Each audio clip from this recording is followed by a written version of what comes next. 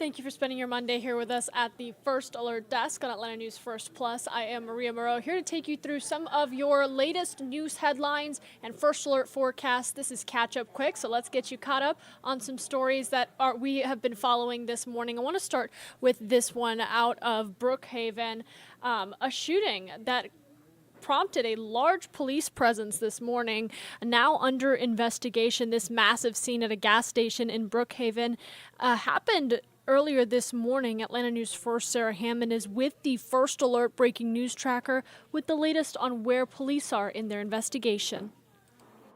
This is still a big scene here at the racetrack in Brookhaven. Take a look. We can still see about half a dozen police cars here as they continue to investigate. But we just heard from Brookhaven police, who did tell us there was a shooting here just before 5 a.m. Brookhaven Police Lieutenant Corey Van Allen tells us when they arrived, they found a man shot just outside the front door of this racetrack on Claremont Road. They say he was shot once and taken to a trauma center, but his current condition is unknown. Van Allen says the man was a customer here at this racetrack.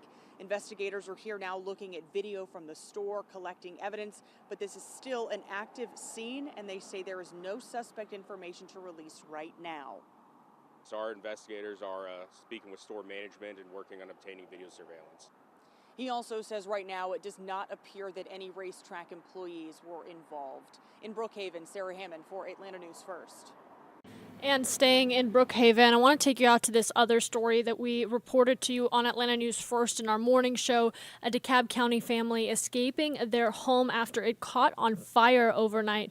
The most important thing right now is that no one was injured. This is along Reading Road Northeast out in Brookhaven.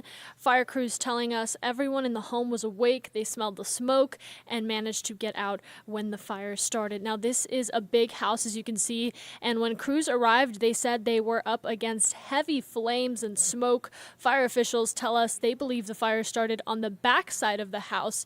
DeKalb County Fire Rescue Public Information's office says that their hearts go out to this family who lost their home just days before Christmas. A lot to think about, making sure that you have a fire emergency plan with your family, especially around this time where more people are using their heat and space heaters and all that kind of thing. Now, the cause of the fire, again, still under investigation. We will let you know any updates we get on AtlantaNewsFirst.com. And another story we're following, this one involving a Gwinnett County woman. Police are trying to get to the bottom of a deadly shooting in unincorporated Norcross. It happened just days after, it happened after 7 last night on Creeldale Drive. Police saying a woman in her 30s was shot inside of the home. Detectives now working to figure out who shot her and who actually called 911, because apparently there was a language barrier with the original caller on the line.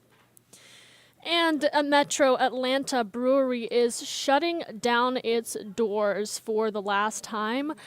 So if you are a lover of all things beer, of supporting local business, this is your chance to support them one last time. Atlanta News First reporter Bridget Spencer has the story.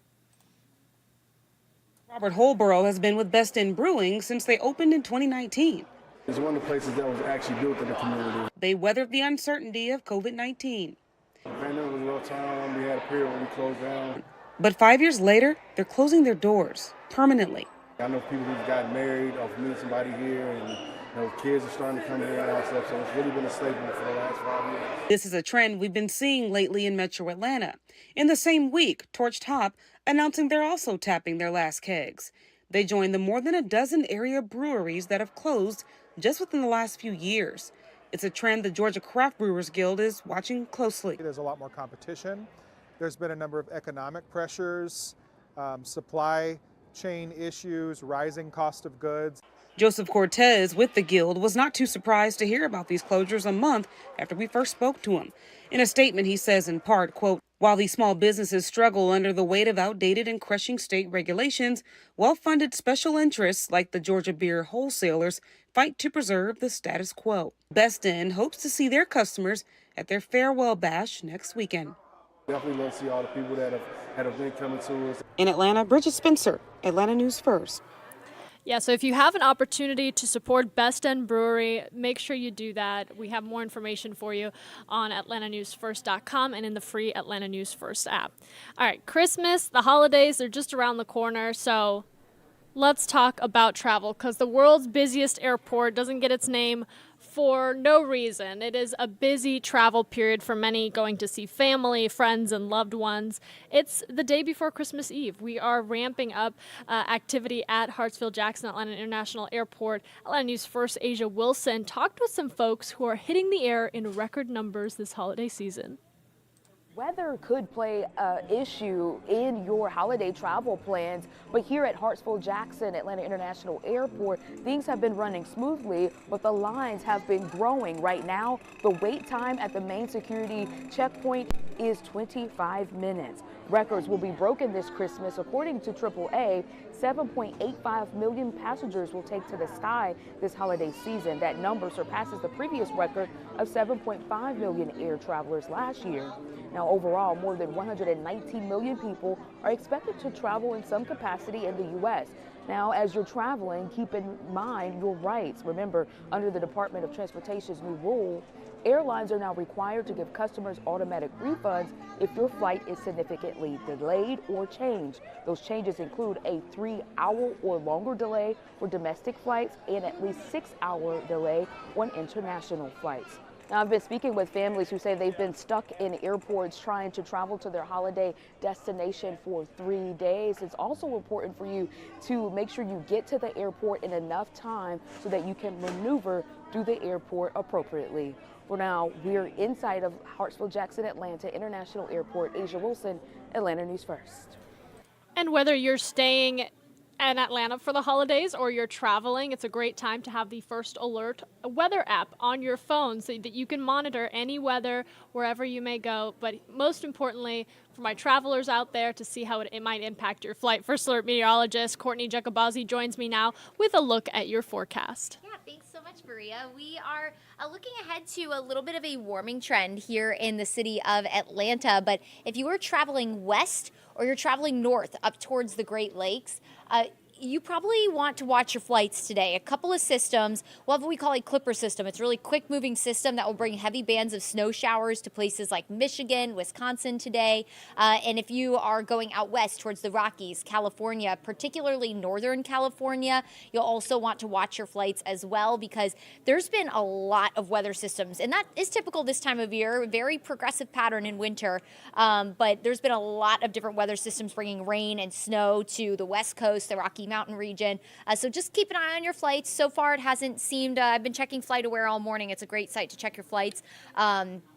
Doesn't look like anything major happening at the airports as of yet. So good news if you're catching a flight in the next hour or two. All right, let's talk about what we're tracking here at home. If you're staying here in North Georgia for the holidays, we have some good news. The weather's actually going to cooperate really well, and we'll get a little bit warmer after a very cold weekend. We will have an extension of that today for sure. So another cold and sunny day today. We'll have a warm up for Christmas, and then rain does arrive this weekend. In fact, we do have a First Alert weather day for Sunday. If that's the day maybe you're traveling home for the holidays after spending time with some family, just know that, especially if you're driving, you might be impacted by rain. Flights, of course, can handle some water, but it's thunderstorms they really can't handle. Thankfully, we're not looking at any of that.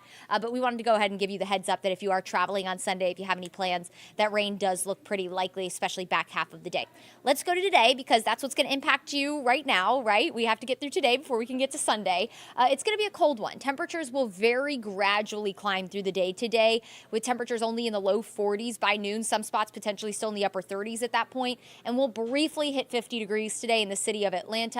Going through the evening, if you're going to go maybe see some Christmas lights with the family, maybe you have a holiday party to attend tonight, temperatures will drop into the upper 30s to low 40s around 9. So you will want to stay bundled up. You're really going to need the layers from start to finish today.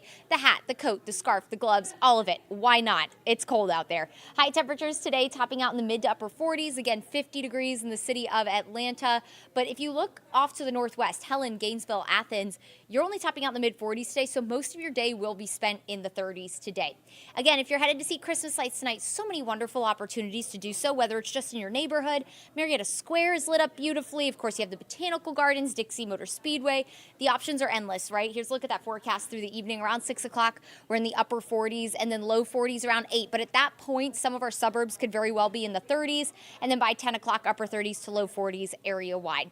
Overnight tonight, temperatures will continue to tumble. We're talking another morning near or below freezing. 33 in the city of Atlanta, a lot of our suburbs in the 20s. It does look like we'll have some moisture start to surge in, so that will result in some frost. If you have sensitive plants, you'll want to cover them. If you are going to be heading out tomorrow morning, you'll want to give yourself a few extra minutes because you might have some frost on your windshield. Not expecting anything thick, but a quick scrape probably needed if your car isn't in the garage or in a parking deck overnight tonight.